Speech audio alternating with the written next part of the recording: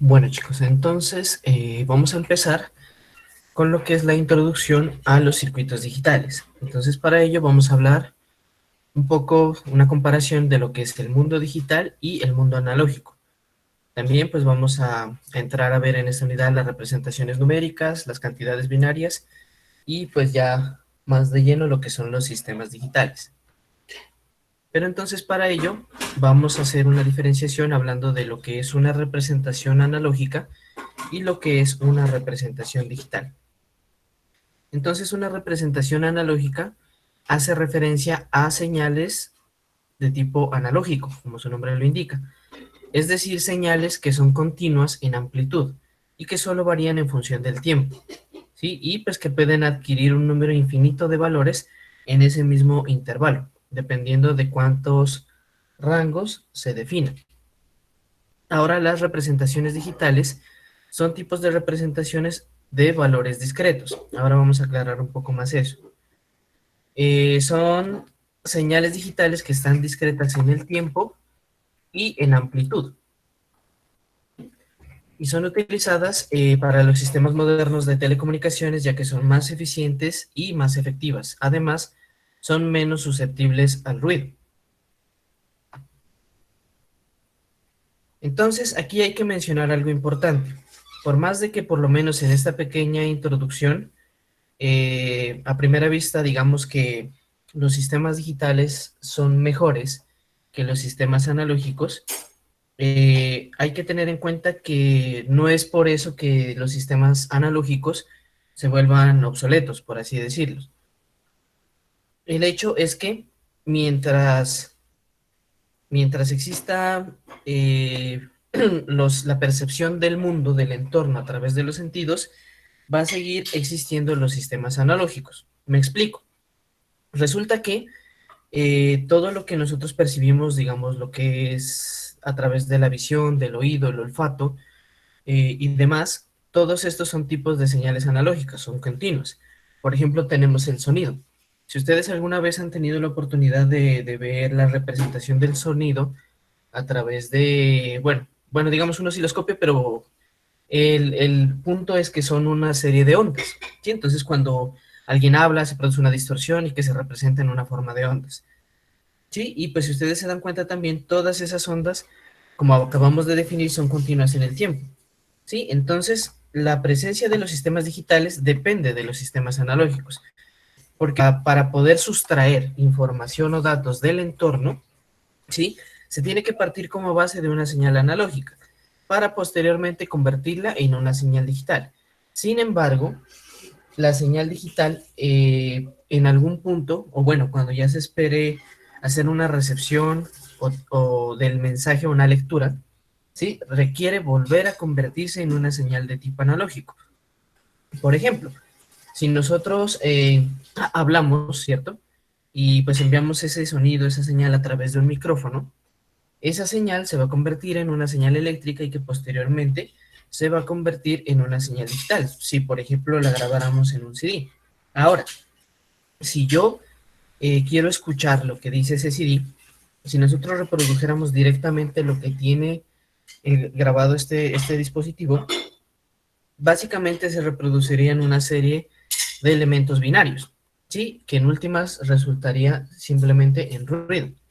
Sí, entonces es ahí donde pues existe la parte de la de codificación y codificación, pero además, como les había mencionado, se necesita de un medio para volver a transformar esa señal o esa información en formato digital a formato analógico para que nosotros la podamos percibir. Entonces, por ejemplo, para un CD necesitaríamos, por ejemplo, una grabadora, un equipo de sonido, los parlantes de un carro, por ejemplo, ¿sí? Entonces, si se dan cuenta, esa señal eléctrica traducida pasaría a través de estos parlantes y producirían el movimiento del diapasón y que posteriormente se traduciría en el sonido que nosotros tenemos almacenado, ¿sí? Entonces, ¿qué tipo de, digamos, de señales, como les decía, podemos encontrar? Pues ejemplo, ya dijimos la voz, que básicamente son vibraciones en el aire, o sea, un movimiento de partículas y demás, que pues se transcribe como una onda, ¿cierto? Entonces, retomando en esa parte, también sería cualquier cosa que podamos percibir con los sentidos. Hablando también de las imágenes pues son básicamente un resultado de la reflexión de la luz, y la luz como tal tiene una dualidad de naturaleza de onda-partícula. Entonces, esa señal también es de tipo analógico, al menos en esencia, de lo que nosotros podemos percibir. Entonces, recuerden esa parte, muchachos.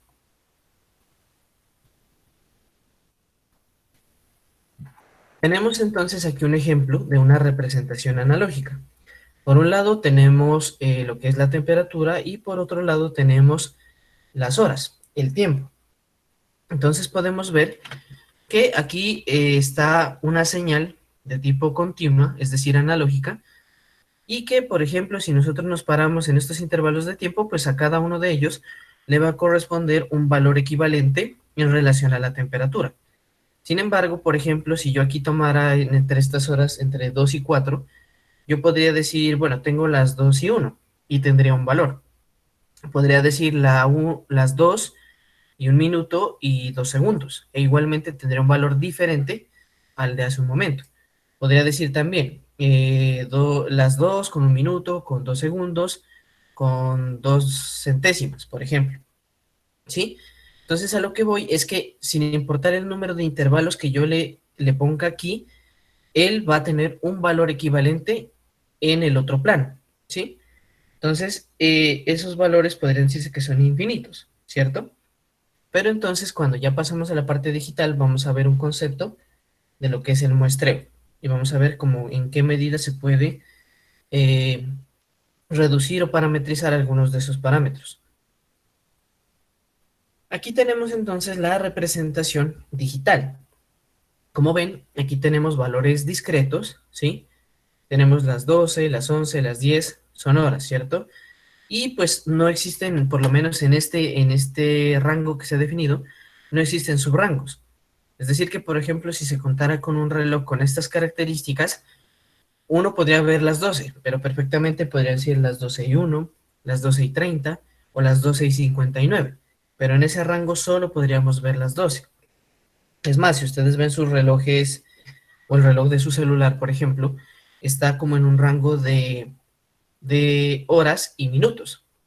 Y algunos pues podrán incluir los segundos, pero comúnmente uno encuentra esos dos rangos, ¿cierto? Entonces, esos valores discretizan, pero por lo menos, pero dejan de lado los valores que estén por debajo, los que están corriendo. Entonces, ese valor discreto que se representa ahí es como un valor más amplio, pero de todas formas es un valor aproximado a lo que está transcurriendo en el tiempo. Entonces, por ejemplo, aquí tenemos una representación de lo que son los escenarios analógicos y el escenario digital. Entonces, si nosotros vemos el primero acerca de la telefonía, la voz, ¿sí? Entonces, esa señal de voz se transmite a través de un canal, ¿sí? Y se transmite pues directamente, ¿sí? Entonces eso viaja a través de un cable, viaja hasta un conmutador y se comunica con otra persona. Pero la señal sigue siendo una señal directa, una señal continua. Ahora, cuando hablamos de los datos, ¿sí? También se puede representar o enviar esos datos continuos hacia una pantalla, ¿sí? Por ejemplo, hablando de la televisión, que de pronto hablamos más algo o más adelante. Entonces, las imágenes también se representan a través de unas ondas continuas y pues bueno, lo que es importante resaltar aquí es que este tipo de señales comúnmente nosotros las vamos a encontrar como señales de tipo sinusoidal, ¿sí? Si ustedes recuerdan sus cursos de trigonometría. Pero las señales no necesariamente son únicamente de ese tipo. Sí, como ven aquí podemos encontrar señales triangulares, señales cuadradas y señales pues digamos que no manejan una forma en particular. Sin embargo, lo que sí podemos ver aquí es que todas ellas son continuas, o sea, no hay interrupciones entre ellas. Toda esa es una señal completa que transporta información. Ahora, si pasamos al escenario digital, igualmente tenemos la telefonía, pero aquí ya se habla, por ejemplo, del concepto de lo que es la voz IP. Entonces, que es una transmisión de datos digital, pero del otro lado se hace una traducción. Entonces, aquí aparentemente nosotros podríamos decir que aquí tenemos una señal de tipo continua, que por lo tanto sería una señal de tipo analógica. Sin embargo, más adelante vamos a ver que lo que estamos viendo aquí no necesariamente estamos leyéndolo como una señal continua. Aquí lo que estamos leyendo es una variación de estados, ¿sí? Que más adelante, como les digo, ya aclararemos un poco más sobre eso, ¿sí? Y pues que lo que básicamente tenemos una señal aquí que es de tipo periódico, ¿sí? Y que tiene una representación más que todo numérica sobre el sistema binario, ¿sí? Entonces todo esto también transmite información. Pero todo esto, digamos, se da sobre un soporte común, ¿sí? Sobre un único lenguaje. Acá por lo menos vemos que hay distintas señales según el tipo de emisor y de receptor. Entonces, hablábamos de que por lo menos para poder pasar una información al ámbito digital, nosotros necesitamos descomponer esos datos y discretizarlos, o sea, darle un valor que establezca un rango. Entonces, para ello existen unas pequeñas muestras dependiendo del tipo de dato de información que queramos convertir. Entonces, por ejemplo, si hablamos de una imagen, la unidad mínima que se intenta discretizar o convertir a digital se llama píxel o píxel, ¿sí? Es por eso que a mayor número de píxeles, pues una imagen al otro lado tiene mayor resolución, ¿sí? Ahora si hablamos de los sonidos, también hablamos específicamente de lo que son las muestras. Y cuando hablamos de las palabras, ¿sí? Hablamos de sus equivalencias en caracteres escritos y también de los tipos de codificación, que de pronto el más familiar es el código ASCII, que ustedes pues de alguna u otra forma lo conocen en términos de la computación. Entonces, hablando de esa conversión, ¿sí? Análoga digital o digital análoga, va a depender mucho de los procesos para la consecución de esos datos. Entonces, primero estaría la forma de registrar la información. Porque, bueno, digamos, hablemos de una grabación con un micrófono.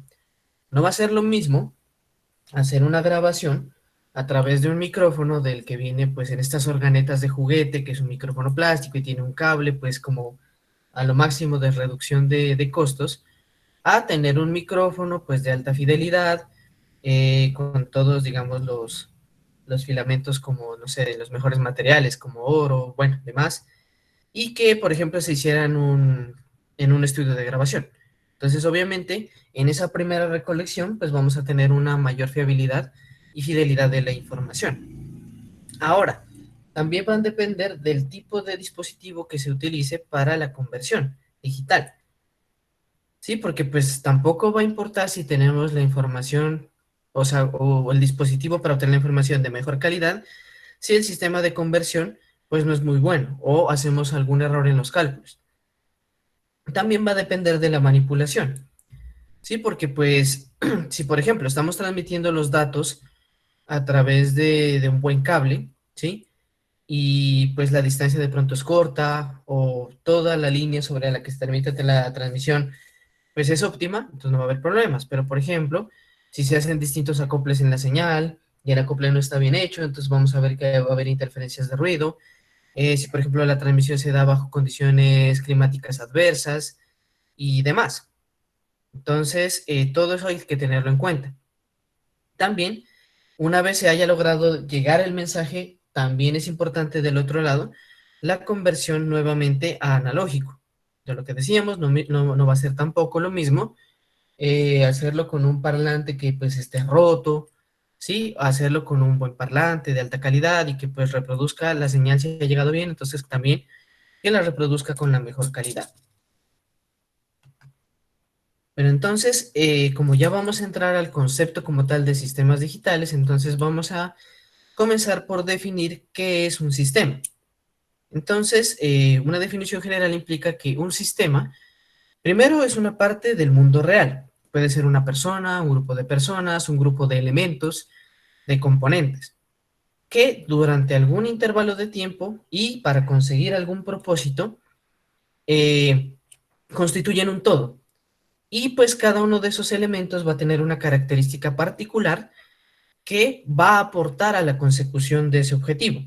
Además de que va a tener la capacidad de poderse interrelacionar con los otros elementos, ¿sí? Y que además las propiedades que lo invocan para ser parte de ese sistema quiere decir que tiene la funcionalidad o la relación relevante para la consecución de dicho propósito. Sí, entonces de alguna manera podríamos hacer la analogía de un equipo de fútbol. Entonces un equipo de fútbol también podría ser un sistema. Si tenemos en cuenta que todos los integrantes del equipo están relacionados para el propósito de ganar el partido y que cada uno de ellos están relacionados con una función en particular. El delantero, el arquero, los defensas, bueno, etcétera. ¿Sí? Entonces, de pronto para que asimilen un poco mejor el concepto. Entonces, ya entrando más a fondo, vamos a distinguir lo que es entonces un sistema analógico y un sistema digital. Del lado del sistema analógico, entonces diremos que tenemos un conjunto de dispositivos que manipulan entidades físicas representadas analógicamente. Entonces, para ello tenemos la amplitud de radio, la voz, ecualizadores en la reproducción, entre otros. Y pues el sistema digital, por el otro lado, va a ser el conjunto de dispositivos que van a manipular entidades físicas, pero representadas digitalmente. Entonces tenemos, dentro de ellos tenemos los computadores, las calculadoras, los sistemas de transmisión, ¿sí? Y su manejo de paquetes en los datos. Entonces aquí, bueno, tenemos una comparación, por ejemplo, de cómo se relacionan nuestros sistemas con un ejemplo como lo es la televisión. Entonces, en primera instancia tenemos lo que es la televisión analógica. De pronto, para los que alcanzaron a tener esa experiencia, o bueno, el televisor de sus papás o de su abuelo, no sé, existían estos televisores que por cada tecla, digámoslo así, tenían un canal asociado. Claro que pues también en ese entonces no es que hubieran muchos canales, digamos que estaban los de difusión nacional, que de pronto eran 2 o 3 canales, y más alguno que otro que era de área regional. Sí, entonces eran televisores que, por ejemplo, tenían 13 teclas, por lo tanto podríamos decir que tenía 13 canales, ¿sí? Y pues como tal la interacción con el usuario pues era bastante limitada. O bueno, era más del tipo como lo que vemos todavía en algunos reality shows, que pues a través de mensajes de texto pues participan cuando se apoya a tu candidato y ustedes envían mensaje de texto y bueno, ese tipo de cuestiones. Además que, por ejemplo, eh, como la publicidad de las televentas o incluso las noticias, sí que pasaban como un teletexto en la parte inferior de la pantalla. De otra parte, hablando ya como de la señal como tal, entonces tenemos de un lado una imagen, digámoslo de momento como la imagen. Entonces la imagen se transmite y pues esta imagen, al ser de tipo analógico, ya dijimos, es una señal de tipo continuo. Entonces esa señal de tipo continuo va a llegar hasta una antena, la cual se va a encargar de replicar y retransmitir esa señal hasta llegar a su televisor, que de hecho también anteriormente se le llamaba receptor de televisión. Entonces la señal llega directamente. Sin embargo, pues como para lograr una mejor resolución o de pronto incluso pues ampliar el alcance de algún otro canal por allí, práctica muy común de pronto en las fronteras, se hacían como adaptaciones a las antenas, por ejemplo, en las espinas de pescado, un clásico. Le ponían, bueno, la olla con huequitos que para mayor amplitud y moverla y todo eso para enfocar y obtener la mejor recepción. Pero entonces hasta ahí vemos como tal que pues del lado del receptor no hay mucho que decir. Básicamente el televisor se encarga de captar una señal transmitida vía radio, ¿sí? Y pues replicarla a través de la pantalla, ¿sí? Ahora, si pasamos al punto de vista digital, a la televisión digital, pues que ya conocemos ahora, entonces vemos que por un lado ya existe como una mayor interacción con los usuarios. Por ejemplo, un ejemplo de ello podría ser los sistemas de televisión on demand, ¿sí? Como Netflix o Fox Premium o cualquiera de estas aplicaciones. Que si ustedes ven, por ejemplo, pueden ver una película, digitar, buscar, pausar y verla en cualquier momento, ¿sí? Entonces se amplía el rango de posibilidades. Inclusive, pues en algunos casos, pues también se puede como enviar opiniones y participar directamente. Algunos pues cuentan con ese alcance pues que puede ser de las redes sociales. Ahora, hablando en términos de la señal, como ya estamos en el ámbito digital, estamos codificando esas señales a imagen, codificándola a través de un sistema numérico de ceros y unos. Dicha señal pues igualmente va a llegar hasta una antena y esta antena la va a replicar. Sin embargo, tal cual como hablábamos del ejemplo del CD, si nosotros reprodujéramos directamente esa señal proveniente de la antena, lo único que vamos a encontrar probablemente va a ser es una serie de canales lluviosos o pantallas grises y nada más, a pesar de que el televisor sí está captando la señal. Entonces es aquí donde aparecen los decodificadores. Sí, que de pronto los que han tenido televisión de Claro, o bueno, Tigo, cualquiera de estos operadores, lo han visto, ¿sí? Y que además el concepto ahorita de la TDT, pues que también implica el uso de un decodificador, pues también permite alcanzar estas señales. De pronto, ¿cuál es la diferencia entre los dos? La primera, pues es que va a captar todas las señales digitales abiertas. Sin embargo, por ejemplo, los que tienen los otros operadores, pues van a tener esta tarjeta de usuario en la cual se limita el acceso a algunos canales, a pesar de que muy probablemente toda la señal llegue completa. Entonces, protegerá algunos canales y enviará solo al reproductor la información que sí está al alcance. O bueno, que sí ha sido costeada, por así decirlo. Chicos, ¿hasta ahí alguna pregunta, alguna duda?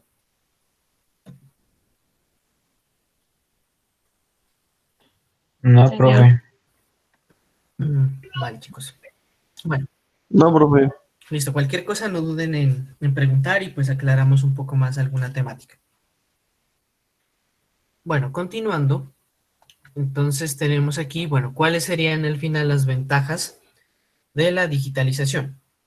Entonces, en primera son sistemas fáciles de diseñar, en el sentido de que, por ejemplo, nosotros al sol de hoy, por ejemplo, podemos abarcar estas temáticas con mayor facilidad de la que pudo haber sido hace unos 50, 60 años, por decirlo así. Que digamos acá, digamos que vamos a diseñar un semáforo. Vamos a diseñar un semáforo y necesitamos un componente y pues agregamos la lógica y pues va a funcionar nuestro semáforo. Diferente sería, por ejemplo, decir una práctica de laboratorio hace tantos años y decir, bueno, vamos a traer unos tubos de vacío, vamos a traer unos bombillos, vamos a esperar que estos se calienten, vamos a esperar para enviarle la instrucción y veamos pues cuánto se demora en ejecutar el cambio y la transición entre ellos, ¿sí? Y pues es más, estos diseños pues es un poco más escalable, ¿cierto? Ahora, la facilidad de almacenar, que está como aplicado a lo mismo. Los equipos de pronto de tipo analógico tienden a ser un poco más grandes, a razón de que la capacidad de procesamiento de las señales eléctricas y los dispositivos en sí tienden a ser un poco más restringidos y de, digamos, de necesidad de mayores recursos. Sí, entonces en cambio, un dispositivo de señal digital pues nos va a llevar bueno, de paso por la miniaturización de la electrónica, a tener pues mejores condiciones en cuanto a esta parte del tamaño. La exactitud en la representación. A pesar de que, pues, por lo menos dijimos que realmente la cantidad de información va a depender del número de muestras que se obtengan de la señal analógica, también es cierto que por lo menos estas señales analógicas, al enviarlas directamente, pues son más propensas a verse afectadas por el ruido. Entonces, pues la señal de pronto no puede llegar con la misma fidelidad con la que se está transmitiendo, ¿sí? Sin embargo, frente a esas aplicaciones, podemos ver que en cuanto a las ondas de radio, vamos a ver que, por ejemplo, en ese sentido, para ese caso más particular, es mucho más eficiente la señal de AM con respecto a la FM en cuanto al alcance, ¿sí? Si lo ponemos desde el punto de vista de la topología de nuestro país, sí, acá nos encontramos con un relieve bastante bueno, de características montañosas. Por lo tanto, que digamos una señal de radio es difícil de transmitir. Es por eso que, por ejemplo, una señal de AM le resulta más fácil bordear ese tipo de obstáculos. Tan es así que, por ejemplo, uno pues en un día, digámoslo así, despejado, ¿sí? Y pues incluso, sin importar la distancia en sí, pues uno puede escuchar emisoras de sitios bastante distantes, ¿sí? Que por ejemplo, no sé, si había radios antes que manejaban más frecuencias por fuera de la AM y la FM, otras que tenían la UHF, MHF, bueno, entre muchas otras, que pues bueno, permitían incluso escuchar emisoras pues en distancias de extremo a extremo, digamos, del país. Por ejemplo, uno podía escuchar emisoras en francés, en inglés, pero no necesariamente quiere decir que estaba, o se estaba escuchando emisoras del otro lado, pues digamos emisoras europeas y así, sino más bien que, por ejemplo, se escuchaban emisoras que provenientes de las Guyanas, sí, que manejan esos idiomas. Sin embargo, si lo ponemos en precisión de aquí a pues hasta llegar hasta esas costas al otro lado, pues es una distancia bastante grande. Caso que del otro lado de las señales de FM, tendríamos que por lo menos en la experiencia ustedes han visto que cuando se iba en carretera escuchando alguna emisora, esa llegaba hasta cierta distancia y luego se perdía e incluso alcanzaba a traslaparse con otras emisoras que estuvieran utilizando el mismo ancho de banda. Sí, pero comparando también el tipo de calidad del sonido frente a lo que se escucha en una emisora AM a una FM, pues es mucho mejor la de FM. Y entonces como para tener ese dato adicional ahí. Perdón. Ahora, como ya desde este punto de vista nosotros podemos discretizar esos datos, ¿sí? O sea, ponerlos en un plano numérico, se puede hacer uso de esas operaciones, programar operaciones, realizar operaciones sobre esos valores, que más adelante vamos a ver esa utilidad. Y pues principalmente lo que decíamos, la disminución de los efectos del ruido.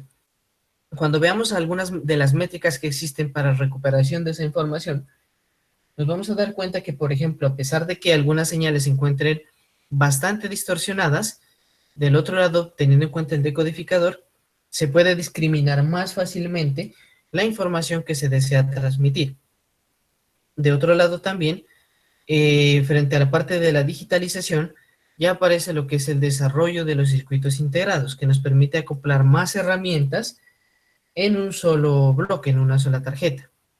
Y finalmente recordar aquí que mientras el mundo real siga siendo fundamentalmente analógico, o dicho de otra manera, mientras el ser humano perciba las cosas a través de sus sentidos, va a seguir existiendo estos sistemas analógicos paralelamente con los sistemas digitales. Aquí tenemos un diagrama en bloques a grandes rasgos como para distinguir cuál es el proceso de esas señales para convertirlas y transmitirlas. Entonces, primero tenemos un acondicionamiento de esa señal digital, perdón, de esa señal analógica, para posteriormente poderla convertir a través de un conversor análogo digital. Luego, esa señal se procesa, ¿sí? Se convierte, pues, digamos, a un esquema de unos y ceros, y luego, cuando ya llega al destino, se toma un plano, bueno, un conversor digital análogo, y luego se utiliza un medio de adecuación para ya pues transmitir y replicar esos datos.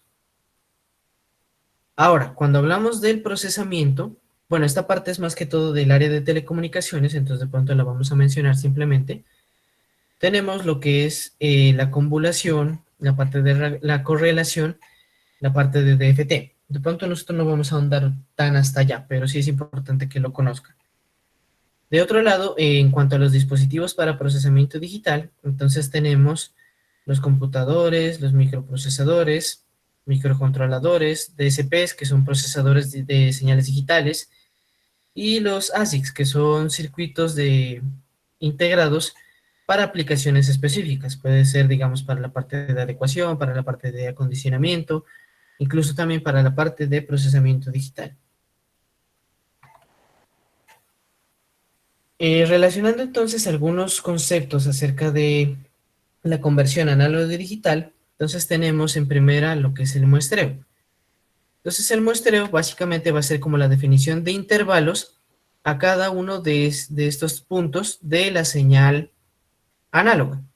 Entonces, a mayor número de muestras, como habíamos hablado del caso de las imágenes, pues mayor fidelidad de la información voy a tener. Del otro lado también tenemos entonces otro proceso que se llama la cuantificación. Entonces la cuantificación se encarga de hacer una aproximación, digamos en rangos, discretizando ciertos valores. Entonces aquí podemos ver que aquí tenemos unos altos y unos bajos que aproximan la forma de la señal analógica.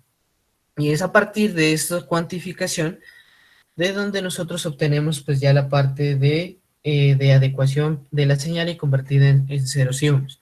Ahorita vemos un diagrama que ilustra mejor esto.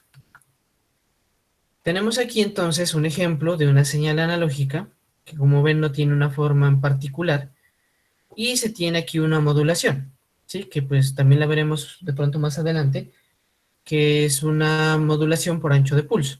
Entonces aquí vemos que ponemos algunos de esos bloques que asemejan la forma original de la señal. Procedemos aquí entonces a hacer la cuantificación, ¿sí? Porque aquí en este bloque, como tal, no me dice nada. Simplemente es cambiar una representación por otra. Sin embargo, aquí cuando ya le damos valores, ¿sí? Entonces ya podemos ver cuál es el rango de cada uno de ellos en amplitud y qué valor está acarreando en sí. Luego se procede a hacer una codificación binaria de estos valores y ya vemos que esta señal ya la tenemos en términos de ceros y unos, para posteriormente pasarla a la codificación digital, donde pues ya vemos que esa representación de ceros y unos va a ser pasada a una señal como la que vimos en unas diapositivas atrás, ¿sí? Que pues como ya habíamos aclarado también, básicamente, a pesar de ser una señal continua, no es una señal de tipo analógico, porque la representación o la lectura de esa señal es muy diferente a la que se hace de una señal de tipo analógico.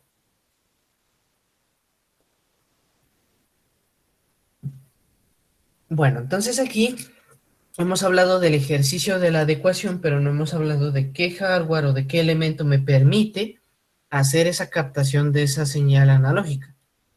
Y como tal, entonces, el dispositivo más importante para conseguir ese objetivo es el sensor, o son los sensores en general.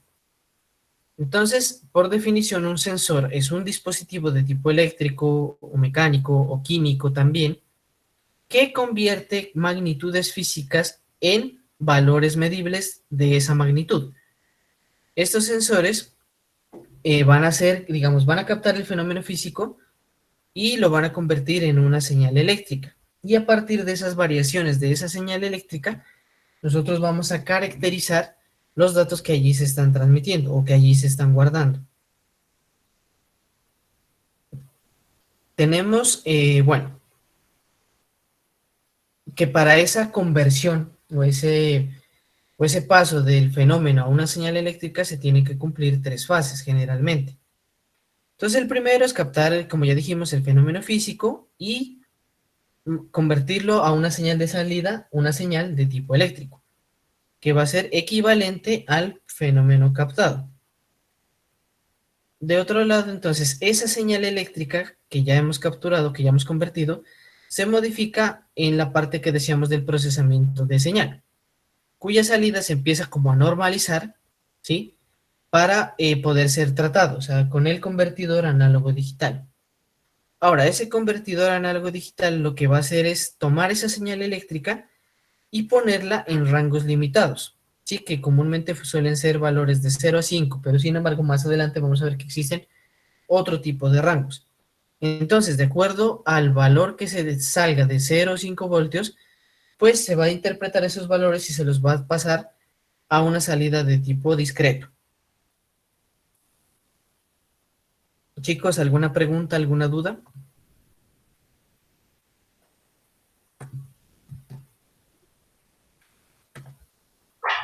No, Pues hasta ahora no, profe, la verdad. No está tan difícil. Ah, bueno, listo. Es que iba relax todavía. Listo, chicos. Entonces pasemos a la otra diapositiva.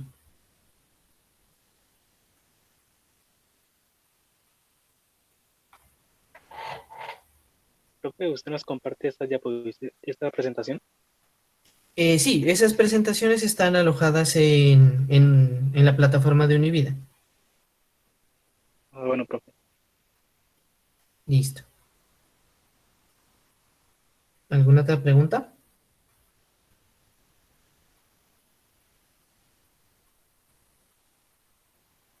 No, profe, continúa.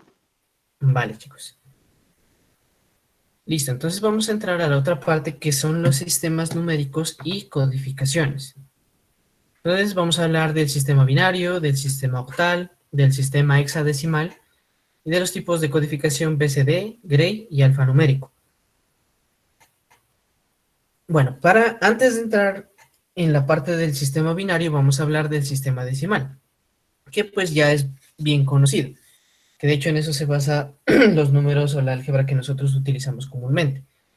Pero bueno, entonces aquí, como su nombre lo indica, su sistema base es el número 10, ¿sí? Entonces, cada número que esté relacionado en este sistema va a tener un peso asociado relacionado con una potencia de 10, según una posición que esté ocupando.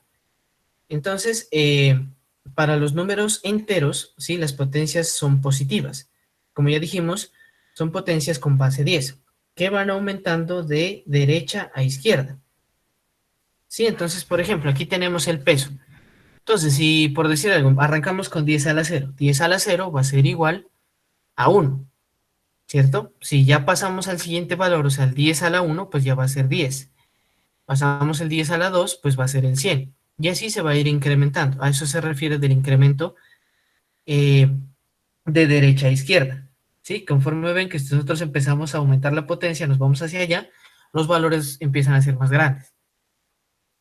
Pero entonces cuando nosotros hablamos de las partes decimales, o bueno, las partes fraccionarias más específicamente, estamos empleando lo que son las potencias negativas del 10, las cuales incrementan de izquierda a derecha.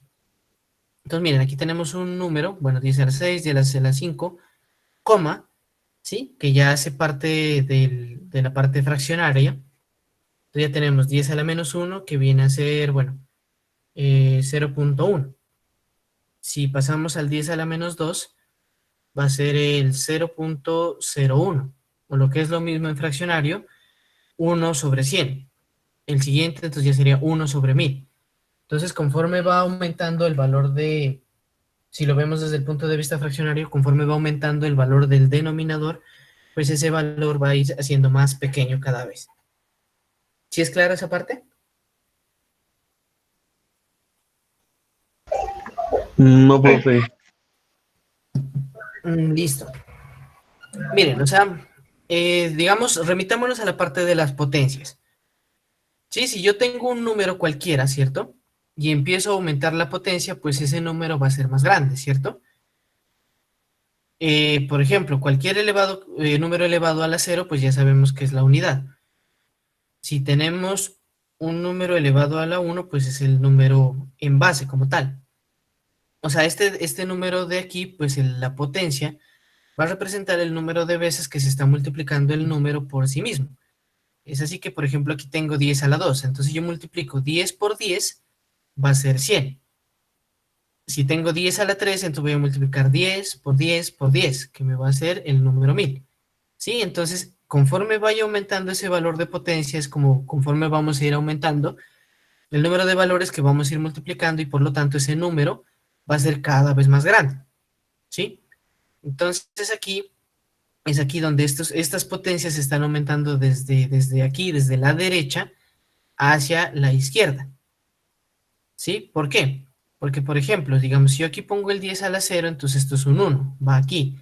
Si yo pongo el 10 a la 1 va a ser un 10. Entonces el 10, o bueno, el corrimiento del 0, por así decirlo, se va a ir haciendo, digamos, el 1 se va a ir corriendo hacia acá, hacia el lado de acá. Y se van a ir aumentando el número de ceros, desplazando el 1 hacia hacia el lado izquierdo, representando un número cada vez más grande. ¿Ahí de pronto es más claro? Sí, profe. Listo, Ya. chicos. Vale. Eso con respecto a los números enteros, a los números, pues no digamos positivos, pero sí más valen los números de potencia positiva. Ahora, ¿qué pasa con estos números de acá, los que están después del punto o después de la coma? Entonces partamos de este ejemplo. Digamos, yo tengo el 10 a la menos uno, o lo que es lo mismo, tener el uno sobre el número 10, ¿cierto? Entonces, ese número, si hacemos la operación, o sea, uno sobre 10 va a ser igual a 0,1, ¿cierto? Que es un número, pues bueno, digamos en términos decimales, fraccionales, un número pequeño. Pero, por ejemplo, si yo tengo el uno sobre 100, ahí tendríamos dos ceros, ¿cierto? O sea, el 100 tendría dos ceros, que si nosotros lo queremos ver de esta manera también, sería como esos dos ceros, el número de veces que se va a correr la coma, ¿sí? Entonces, si yo tengo aquí que uno sobre 10 con un cero, corre el uno una posición después de la coma, o sea, tendríamos 0,1, ¿sí? Si yo tengo aquí el 100, que viene a ser dos ceros, entonces va a ser 0,01. O sea, el 0 y el 1 son dos posiciones.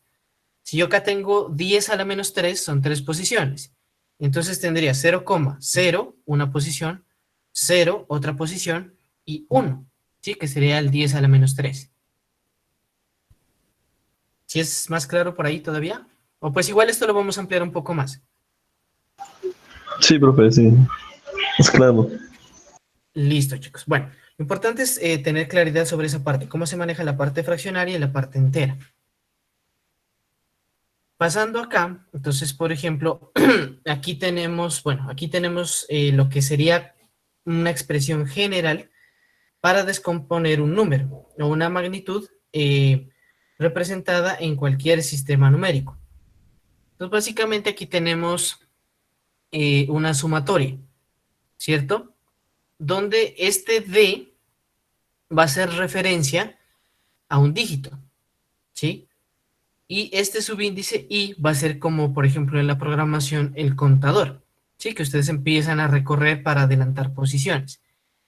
Aquí tenemos R, que va a ser el sistema base según el sistema de numeración que se esté utilizando.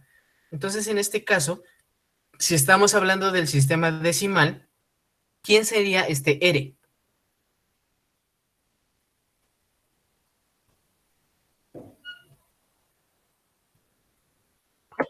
¿10?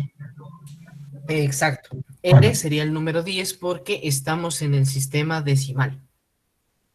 Luego tenemos entonces n, que va a ser, pues bueno, el número de dígitos fraccionarios, y p va a ser el número de dígitos enteros, ¿sí?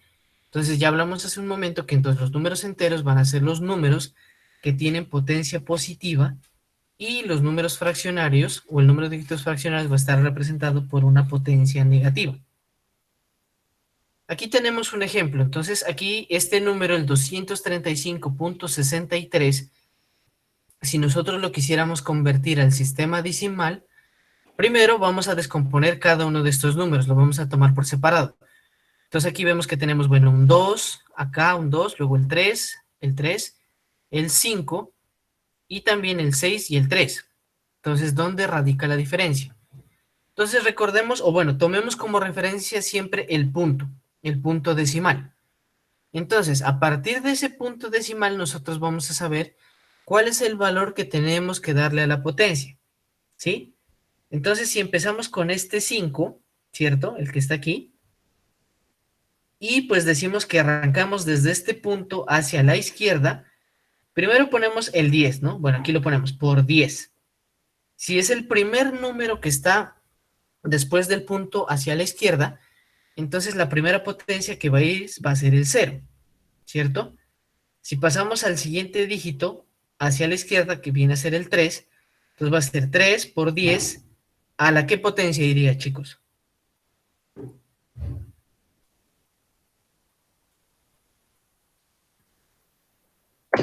A la 1, Exacto, a la 1. Y pues hasta acá, entonces sería el último acá, el 2 por 10, ¿a la qué sería? a la 2, Listo. Entonces, miren, ya hemos acabado nuestro recorrido con los números enteros, ¿sí? O sea, básicamente tengo tres números enteros y a cada uno de ellos lo he multiplicado por una potencia de 10 y dependiendo de la posición en la que se encuentra, le he puesto un número. Entonces el 5 va a ser multiplicado por 10 a la 0, al ser el primer número que está después de la coma hacia la izquierda. Tenemos el 3 por 10 a la 1, 2 por 10 a la 2. Si, por ejemplo, no sé, aquí delante del 2 tuviera un 1, ¿por qué potencia tendría que multiplicarlo? La 4. No, a la 4 no, La 3. a la 3, ¿sí? Pues mire, si ustedes quieren pueden contar los números que están después de la coma. Entonces, por ejemplo, este 5 va a ser el 0, el 3 va a ser el 1, el 2 va a ser el 2, y suponiendo el 1 que les decía hace un momento, entonces ese va a ser el 3. Recuerden que el conteo de las potencias arranca desde el 0, ¿sí? Entonces empiezan a contar posiciones desde el 0 y ahí van poniendo las potencias según el número que esté, el número de dígitos que estén hacia la izquierda. Eso con respecto a la parte entera. Entonces recuerden que según nuestra ecuación general, esto es una sumatoria. Entonces yo voy a unir cada una de esas multiplicaciones que he mencionado aquí a través de una suma. Pero entonces de momento solo estamos haciendo lo que es la parte entera. Sí, entonces ya habíamos hecho el ejercicio con el 5 por 10 a la 0, sería más 3 por 10 a la 1 más 2 por 10 a la 2. Listo, ahora sí, para pasar a la parte fraccionaria, nuevamente nos ubicamos en el punto, pero ahora nos vamos a mover hacia la derecha. El primer dígito que nos encontramos es el 6, ¿cierto? Y también lo vamos a multiplicar por una potencia de 10. Entonces sería 6 por 10, pero entonces, como ya estamos en la parte fraccionaria, entonces el exponente tiene que ser positivo o negativo. Negativo. Negativo. ¿Con qué dígito arranco? ¿O con qué exponente arranco? Con uno. -1. Con el -1. Exacto. Entonces sería 6 por 10 a la -1. El 3, ¿por qué número tendría que multiplicarse? Por 10 a la -2. ¿Sí? Entonces es así cuando nosotros ya digamos, bueno, hagamos esta multiplicación por cada dígito y al final sumemos cada una de esas multiplicaciones, vamos a tener el equivalente de este número, de ese número en decimal. ¿Sí es claro o qué parte de pronto se les dificulta un poco? Sí, ya vamos a graduar. Listo. Ahí, está bien. Sí, si no, igual ahorita hacemos un pequeño ejercicio para ver si a todos les da el mismo número, ¿vale? Vale. Listo, entonces, bueno, eso como rasgos generales, pero entonces los ejercicios ya lo vamos a hacer con el sistema binario. Entonces, el sistema binario es el sistema numérico más óptimo en su uso para los sistemas digitales. Entonces, el sistema binario, si ya dijimos que el sistema decimal está en base 10, ¿en qué estaría el sistema binario? ¿En qué base?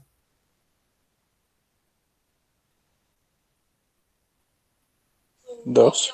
Base 2. Listo. Entonces, otra característica que tiene el sistema binario es que a diferencia del sistema decimal que tiene pues todos los dígitos disponibles, aquí solo existen dos valores lógicos posibles. Tenemos el 0 y tenemos el 1. ¿Sí? Y pues es aquí donde entra a jugar, digamos, esa dualidad para uso de representaciones de fenómenos físicos. Por ejemplo, un voltaje alto, un voltaje bajo, un interruptor cerrado, abierto, bueno, esos elementos de ahí. Si, por ejemplo, yo sé que solo puedo representar ceros y unos, si yo quisiera dar a entender que hay un voltaje alto, ¿cuál usarían ustedes, el 0 o el 1? El 1. El uno. Sí, chicos, el 1. Sí, indicando que pues es como un valor alto, ¿sí? Desde un punto de referencia, o como una bandera de true o una bandera de false, ¿sí? Si lo queremos asociar de esa manera. Si yo hablo del interruptor cerrado o abierto, ¿cuál sería, por ejemplo, el interruptor cerrado, el 1 o el 0? Cero. ¿El 0? ¿Todos van por el 0? ¿Alguien va por el 1?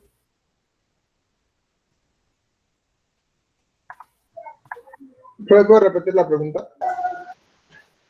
O sea, a ver, tomemos la referencia de que digamos un apagador, digamos un apagador. Entonces, si ustedes quisieran representar el apagador como, como apagado o encendido, ¿cierto? Entonces, ¿qué utilizarían? Entonces, hablando del circuito como tal, digamos del interruptor cerrado, ustedes le darían un 1 o un 0. El cerrado cero, ¿no? Pero, ¿0? Uno, Listo, chicos. Bueno, de pronto para que quede un poco más de claridad, recuerden su curso de electrónica, ¿cierto? Si ustedes tenían un circuito cerrado, ¿había flujo de corriente o no había flujo de corriente? Sí. ¿Cierto? O sea, digamos, pongamos un diagrama cualquiera, cerrado, una fuente de voltaje y pongamos un bombillo al otro lado. Si el circuito está cerrado, ¿el bombillo se enciende o se apaga? Está encendida. Se apaga. Estaría encendido, chicos. ¿Por qué? sería uno. Vale. Claro, entonces sería el voltaje, o sea, el voltaje en sí no hace nada. Hagan de cuenta como tener un tanque de agua. El voltaje sería como tener un tanque de agua. Si ustedes no abren el grifo, pues para que pase, por ejemplo, por una manguera, el agua no va a fluir, ¿sí? No va a llegar al otro lado. Entonces, si lo vemos acá, el voltaje por sí solo no hace nada. Pero si ya cerramos el circuito, entonces el bombillo se va a encender. Entonces, vuelvo y les pregunto, si el interruptor está cerrado, ¿lo tomarían como un 1 o como un 0? Como no, no. Uno. Como un 1. Como un uno. ¿Cierto? Listo. Pasando al otro caso, digamos, si hablamos de un sentido de magnetización, ¿sí? De un núcleo magnético, dependiendo, o bueno, generalmente hablamos de que hay un sentido, como el sentido base, que generalmente es el sentido hacia la derecha, hacia las manecillas del reloj. Entonces, en ese caso, el sentido a la derecha sería el 1 y el sentido a la izquierda sería el 0, de pronto para tomar referencia. Si hablamos de corriente alta o baja, pues sería lo mismo que hablar del voltaje alto o bajo, ¿cierto? Ahora, retomando otra vez nuestros dígitos, el 0 y el 1, en la escala de datos se denominan bits. Entonces, por lo tanto, estos vienen a ser la unidad mínima de representación de datos, para que lo tengan en cuenta. Ahora sí, pasando otra vez como a la definición que hicimos hace un rato del sistema decimal, ¿sí? Bueno, vamos a entrar un poquito en este concepto de aquí, acerca de los bits menos significativos y de los bits más significativos. Pero de pronto es ahorita para que tengan el concepto. Más adelante pues ya vamos a ver cuál es la relevancia de distinguir el bit menos significativo o más significativo. Por sus siglas en inglés, entonces bit menos significativo, LSB, bit más significativo, MSB, Most Significant Bit. Y bueno, el otro Less Significant Bit. Entonces, estos dos valores me van a determinar, pues, como el valor numérico o la magnitud. Pero entonces, en términos de los pesos, también vamos a ver que como el decimal, el valor del número o el peso va a crecer de derecha a izquierda. Y los números fraccionarios también, igual como lo vimos hace un rato, entonces van a crecer, decrecen, perdón, van a decrecer de izquierda a derecha, ¿sí? Todas van a ser, pues, para la parte fraccionaria igual, van a ser potencias negativas, pero en este caso el sistema base ya no es el 10, sino el 2. Entonces recordemos nuevamente que vamos a tomar como punto de referencia el punto decimal o la coma decimal. A partir de ahí, todo lo que esté al lado izquierdo de la coma es la parte entera y todo lo que está a la derecha de la coma es la parte fraccionaria. Entonces, la parte entera, ya sabemos, va a tener las potencias positivas y la parte fraccionaria va a tener las potencias negativas, arrancando desde el -1. Y la parte entera va a tener las potencias positivas arrancando desde la potencia 0. ¿Sí es claro hasta ahí, chicos? Sí, profe. Sí, profe. Listo. Bueno, aquí vamos a pasar algunos ejemplos. Sí, de pronto no sé si ustedes ya han visto esta tabla, esta representación binaria. ¿Puedes repetir esa última? ¿La anterior? ¿Esa?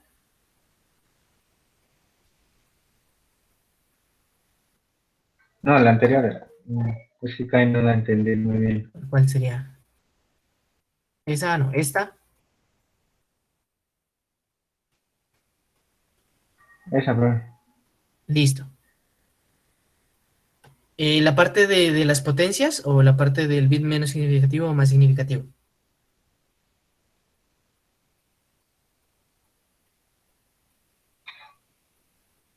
Aparte, ¿cómo cuando estaba explicando de menos significativo, más significativo? Ah, listo. Bueno, esto es importante es que conozcan como que existe ese concepto. Más adelante ya les voy a explicar con un número binario para distinguir más claramente cuál es el bit más significativo y cuál es el menos significativo. Sí, o sea, ¿es exclusivamente sobre esa parte la duda o también la parte de abajo de las potencias?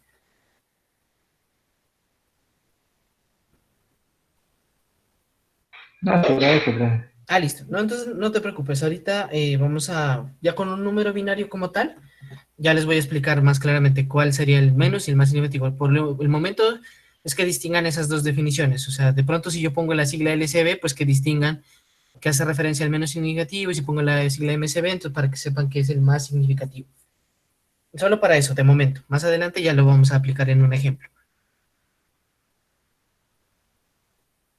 ¿Alguna otra pregunta? Bueno, Listo. Bueno, entonces avancemos un poco. Les decía que si ustedes ya han visto esta representación de aquí, de esta tabla, digamos, para representar un número decimal en binario.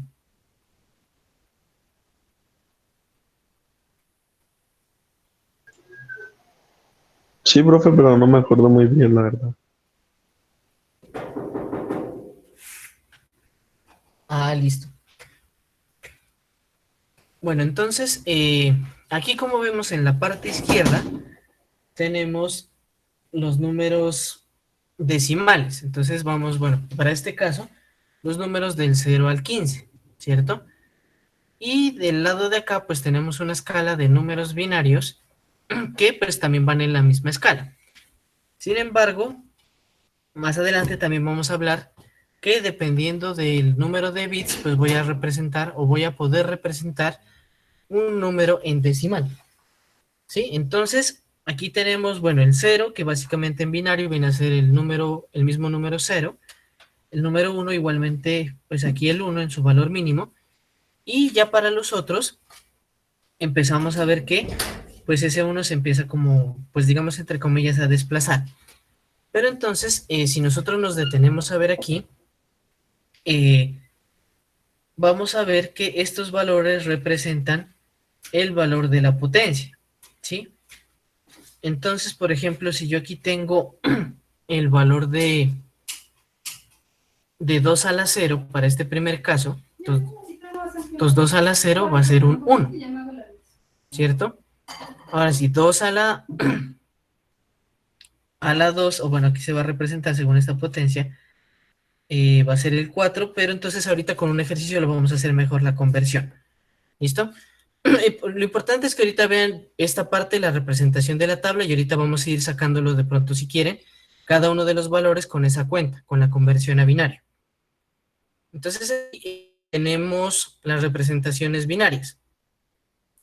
Entonces tenemos que si nosotros pasamos un número binario para convertirlo a decimal, entonces dependería de este valor de n, ¿cierto?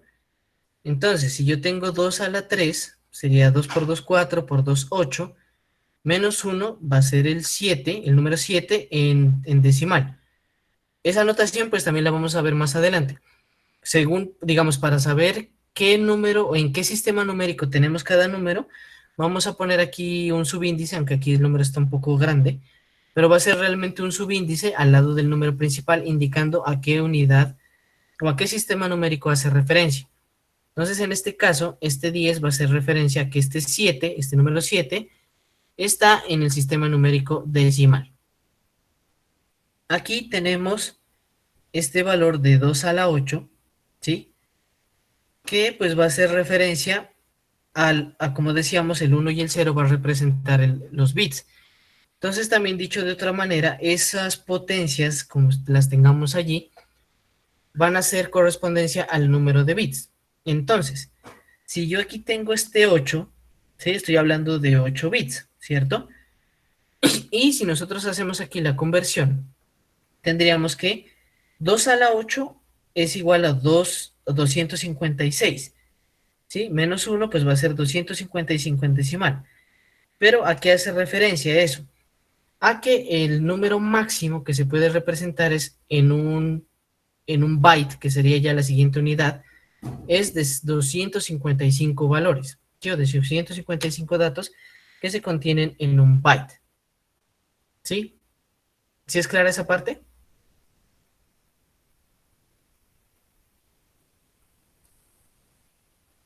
O hay más o menos. Más o menos, profe. Más o menos. Bueno, ahorita hacemos un ejercicio, entonces, mejor dicho, vamos a ir haciendo ejercicios para que les vaya quedando más claro mejor. Profe. Listo, chicos. Entonces, miren, aquí tenemos un número, ¿sí? Que sería, pues, un número binario. Entonces, de momento, pues, lo podemos decir, pues, abiertamente, pero cuando pasemos ya a una codificación vamos a ver que guardan las mismas características. Entonces, por eso es necesario que haya un subíndice aquí que indique a qué sistema numérico pertenece. Entonces, si yo aquí tengo este número, ¿qué número debería quedar aquí como subíndice?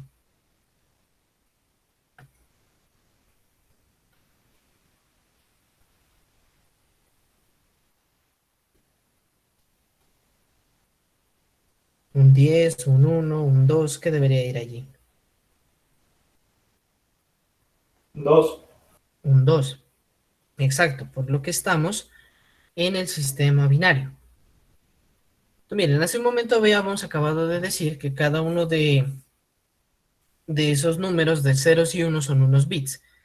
Y que ustedes, pues ya en la escala de los datos que han manejado, desde el área de sistemas, entonces ya empezamos a construir que, por ejemplo, con 8 bits se forma un octeto que hace referencia a un byte, que es la unidad básica de memoria, mientras que el bit es la unidad básica de datos.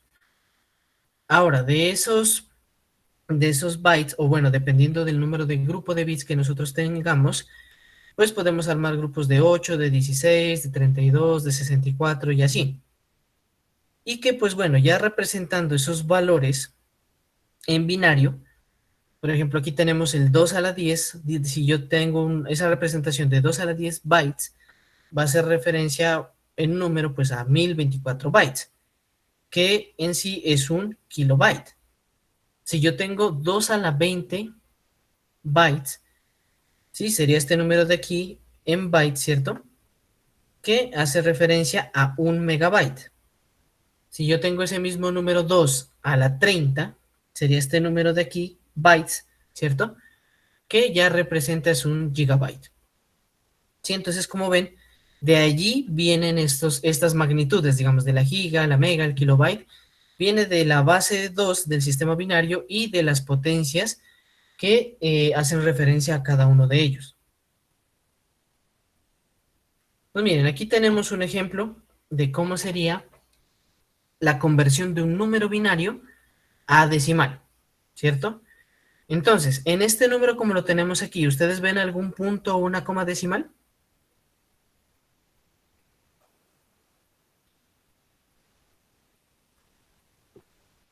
No, profe. Listo, entonces si no vemos ninguna coma o punto decimal, entonces asumimos que el número en su totalidad es entero. Entonces, si es entero, ¿voy a utilizar potencias negativas o no?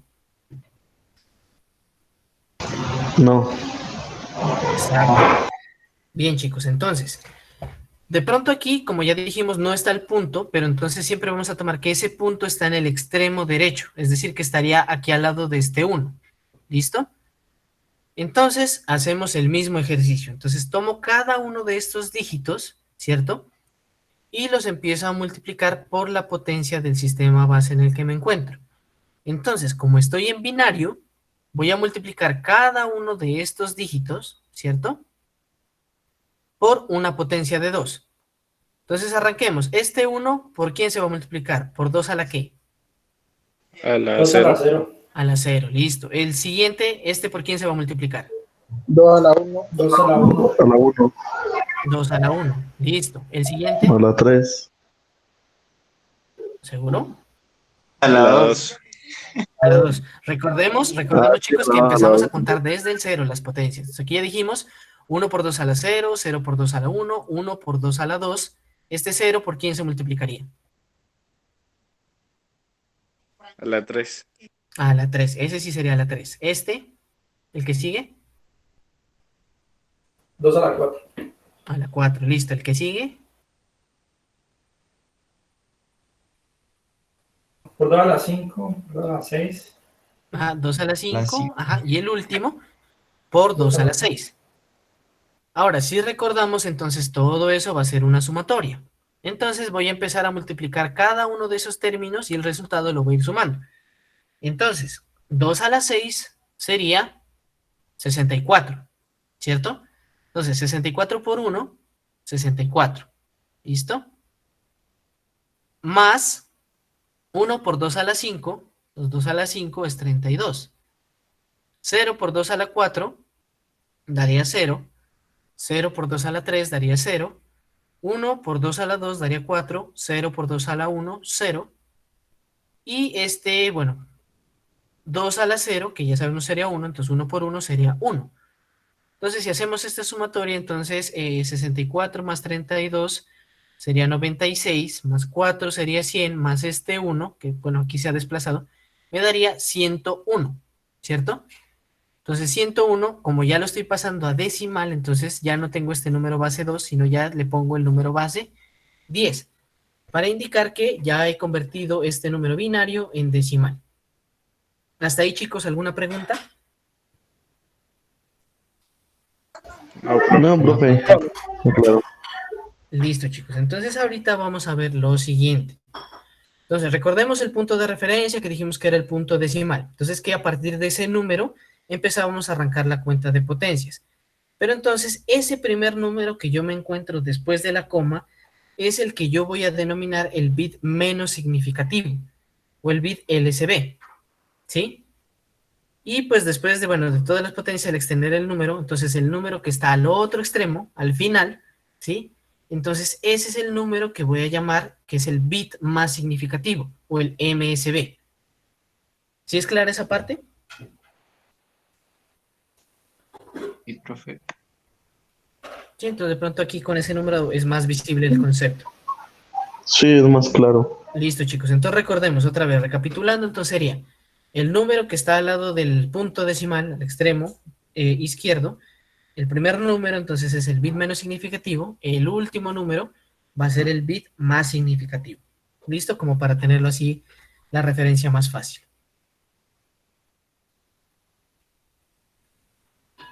Listo, entonces, listo, chicos, anoten ese primer número, ¿sí? Y va a ser el ejercicio cada uno a ver si llegamos a la misma respuesta. ¿Ya tienen con qué anotar?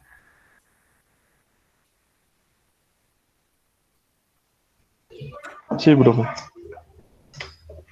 Listo, entonces se los deletreo, digámoslo así, entonces sería el 10, 11, 01, punto 11, o coma 11.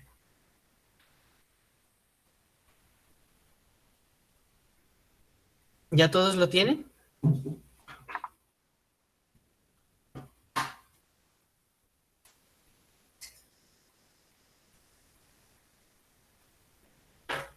Si no, aquí se los pongo, a ver. Como 11. Ese sería el número. Entonces, aplicando el principio que vimos hace un momento, por favor hagan la conversión y los que lo vayan terminando, lo ponen aquí en el chat y vamos a ver si todos llegaron a la misma respuesta. ¿Listo?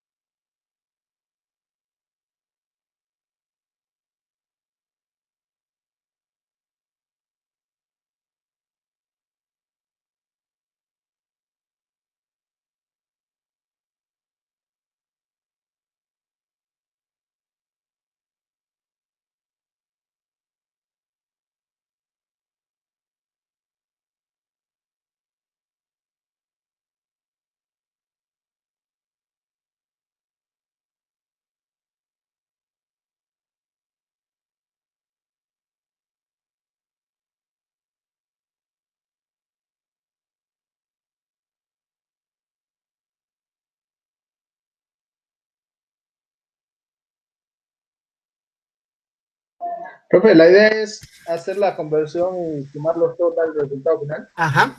Entonces, cuando ya tengan el número final, lo ponen aquí y pues vamos viendo a ver si a todos les va dando lo mismo y si hay alguna duda. ¿Listo? Ok.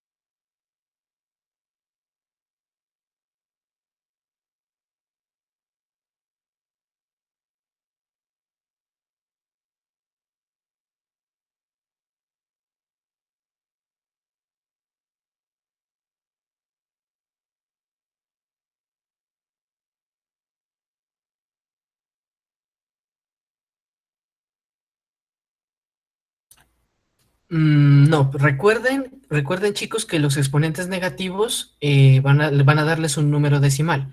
Tienen que sumar todo el número, o sea, ese número que pusimos aquí les tiene que dar con parte entera y parte decimal.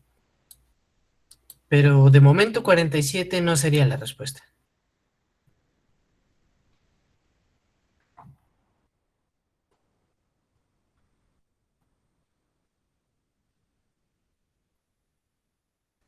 Listo, a ver, vamos viendo. Libardo, listo, bien, la respuesta. Darwin también.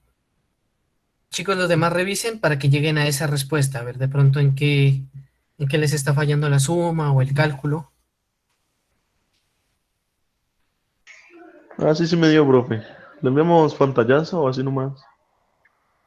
Pónganlo por el chat nomás, aquí para tenerlos de referencia.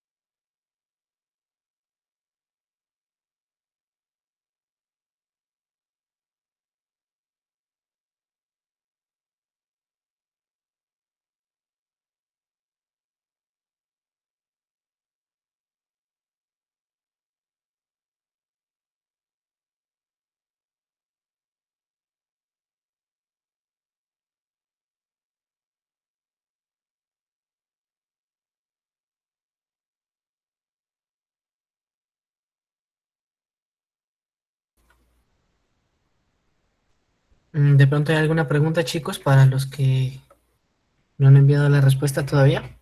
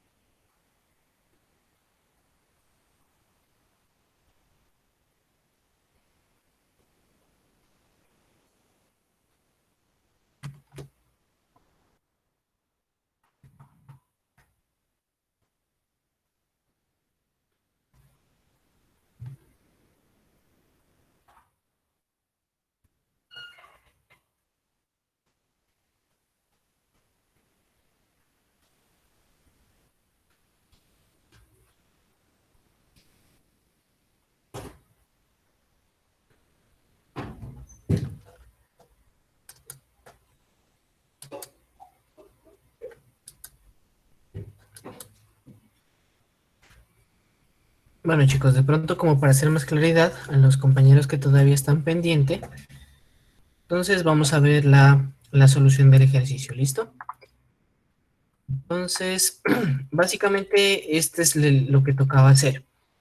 Entonces, de nuevo, partimos desde el punto decimal, ¿sí? Que sería este 1 de aquí, que en este caso sería esta parte que está aquí, el 1 por 2 a la 0, y empezamos a movernos término a término hacia la izquierda, hasta llegar al final. Entonces sería primero este 1 por 2 a la 0, más 0 por 2 a la 1, más 1 por 2 a la 2, más 1 por 2 a la 3, más 0 por 2 a la 4, más 1 por 2 a la 5. Eso con respecto a la parte entera. Ahora sí, tenemos otra vez el punto, y del punto nos movemos hacia la derecha. Y recordemos que entonces partimos con la potencia negativa empezando desde el menos 1. Entonces tendríamos 1 por 2 a la menos 1, ¿cierto? Más 1 por 2 a la menos 2. Ahora sí, resolviendo estas multiplicaciones y esas potencias, tenemos que 2 a la 5 viene a ser 32 por 1, pues 32. 0 por 2 a la 4, 0. 1 por 2 a la 3 nos da 8. 1 por 2 a la 2 nos da 4. 0 por 2 a la 1 nos da 0. 1 por 2 a la 0 nos da 1, ¿cierto? Hasta ahí sería la parte entera. Ahora sí, este 1 por 2 a la 1, a la menos 1, perdón, es lo mismo que tener 1 sobre 2, ¿sí? Un medio. Y un medio, pues sabemos también que es 0,5. Más, entonces, sería el de acá 1 por 2 a la menos 2, que será lo mismo que tener 1 sobre 2 a la 2, o lo que es lo mismo, tener 1 sobre 4, ¿sí? O sea, un cuarto, que pues ya resolviendo la fracción viene a dar 0,25. Entonces aquí hacemos la suma total. Entonces 32 más 8 me da 40, más 4, 44, más 1, 45, más 0,5 daría 45,5, más 0,25, entonces daría 45,75. Recuerden siempre, chicos, entonces cuando hagan la conversión, poner este subíndice de aquí, el subíndice que me indica en qué sistema numeral está. ¿Si es claro, chicos, o hay alguna pregunta hasta ahí?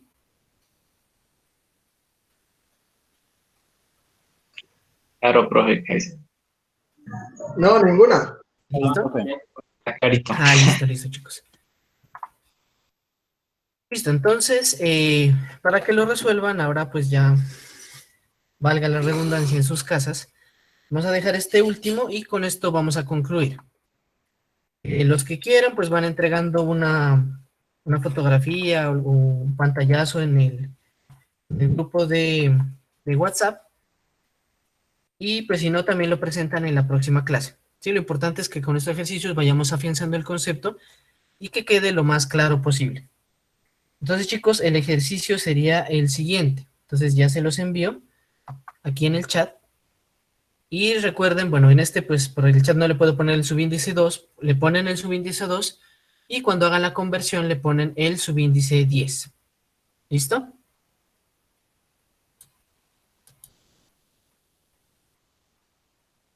Vale, profe. ¿Cómo? Ah, listo. Listo, chicos. Bueno, profe. Si es que se traslapó ahí. Crear el grupo que haga el favor para que me... ¿Cómo? ¿Con eso ya acabamos?